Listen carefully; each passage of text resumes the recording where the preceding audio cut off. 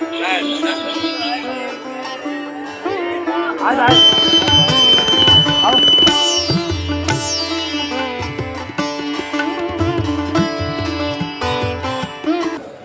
ఆంధ్రప్రదేశ్ తెలుగు వీర జవాన్ నాయక్ గారి పార్థివ శరీరాన్ని ఈరోజు కల్లితాండాలో అన్ని గౌరవార్థంగా మర్యాదపూర్వకంగా సకల గవర్నమెంట్ లాంఛనాలతో జరుగుతూ ఉంది.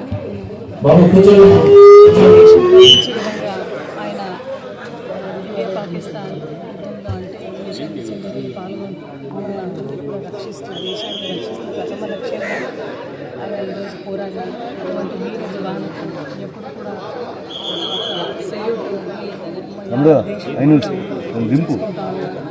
కల్లితాండకు చెందిన మన మురళీ నాయక్ ఎప్పుడు కూడా భారతీయులకు ఎప్పుడు కూడా వాళ్ళ మనసుకు చిరస్థాయిగా నిలబెడతారు.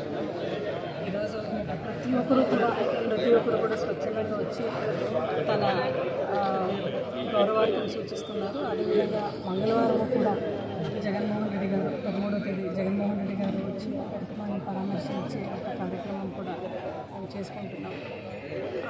సకల ఏర్పాటు కూడా చేసినారు. సో మురళీ నాయక్ ఎప్పుడు కూడా అంటే చిన్నప్పటి నుంచి కూడా ఆయనకి చాలా పెద్ద ఆశయం ఆర్మీలో ఉండాలి, దేశం కోసము ఖచ్చితంగా సేవ అందించాలని ఆయన ఆశయాల మేరకు ఆయన నిజంగా మహోన్నతమైన లక్ష్యంతో ఈరోజు ఆ సేవని అందించినారు.